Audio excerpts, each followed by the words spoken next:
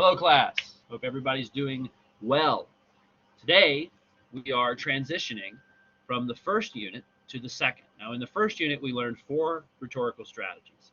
Those strategies were process, classification and division, compare and contrast, and cause and effect. As we transition to the second unit, we will be writing one essay with 3 strategies. These are persuasion, argumentation, and exemplification. Now, persuasion is the art of persuading people. That's to get people to accept your point of view and to understand things from your perspective.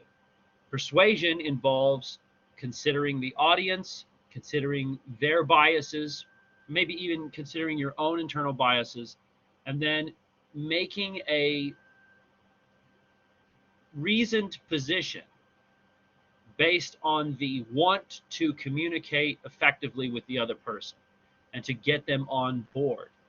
Now, a lot of people don't do this today. Maybe you have that weird uncle that you argue with at Thanksgiving. I think I might actually be the weird uncle that people argue with at Thanksgiving. So there is another side to that coin. But in any case, a lot of times today in particular, things are very polarized. People don't seem very interested in communicating with each other. But really, the goal of persuasion is to get people on your side. So in order to do that, you have to consider who they are, what they care about. In other words, know your audience. That's the main thing about persuasion. Now, argumentation is very similar. In fact, the two go hand in hand. They have a lot of overlay and a lot of overlap. You're going to see that when you read the chapters. But persuasion and argumentation differ in that argumentation is really just about the facts, right? What can you show?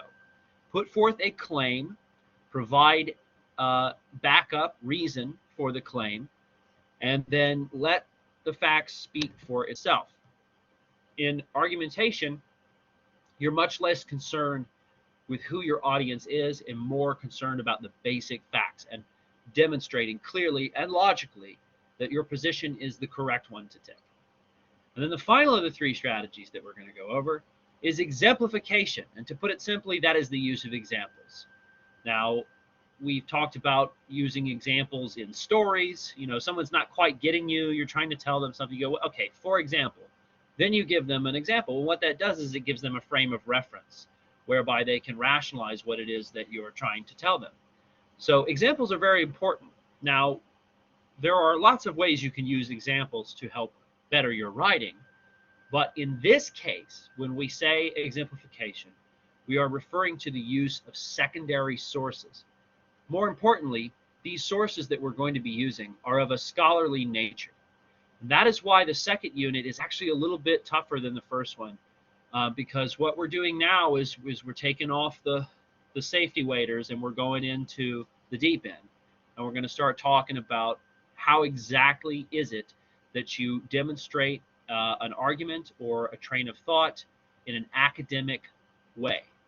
You're going to be doing research with credible scholarly sources, and we're going to talk about what credibility means, but in short, credibility is the qualifications one has to write or speak about a certain topic.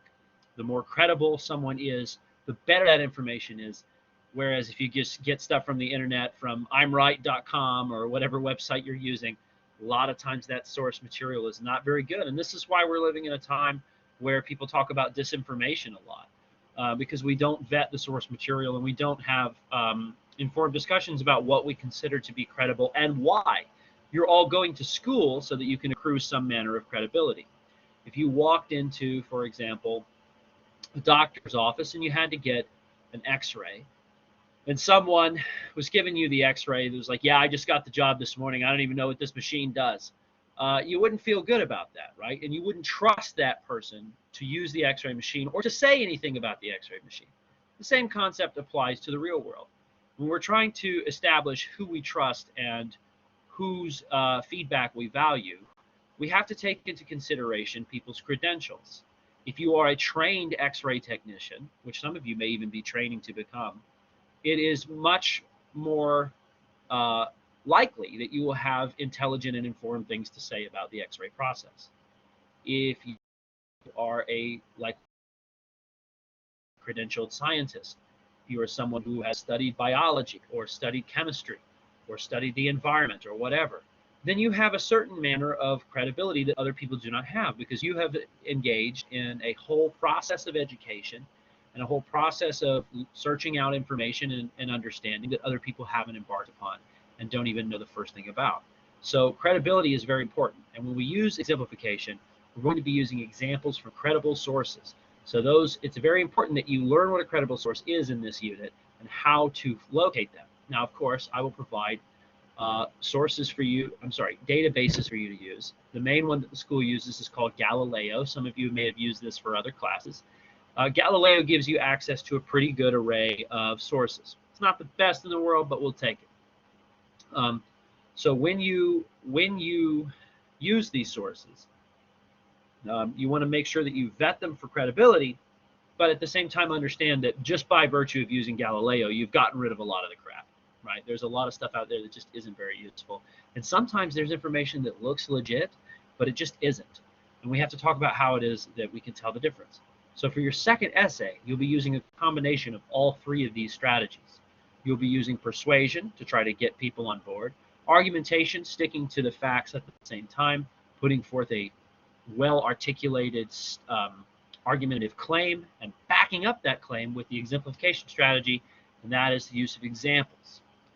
So then you're going to create body paragraphs where you present an argumentative claim, reinforce the claim with quotes from secondary sources, and then you're going to analyze those quotes in your own words and rationalize why that quote helps prove your claim. This is the part of the semester where the citations in the MLA format becomes very, very important. Since you will be using secondary material for this essay, you have to be very careful to make sure things are quoted and cited, because if they are not, then you will have a plagiarism violation, and that's no fun, right? We've already talked about what that means, and so that's a road that nobody wants to go down. So there's a lot that we're juggling in this unit. No need to worry. Of course, I'm going to break it all down for you. And just be ready to push the limitations a little bit. You're going to be picking a topic for you to put forth. What I will call this generally an argumentative essay, but we're using that combination of three strategies.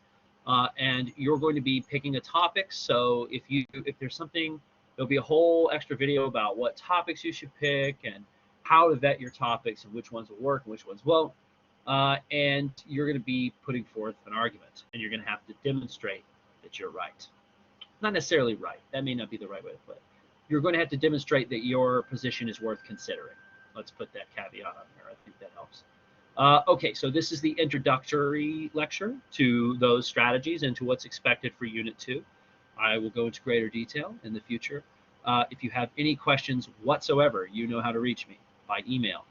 Have a lovely evening, afternoon, morning, wee hours of the morning if you're a night owl. And I'll see you again real soon.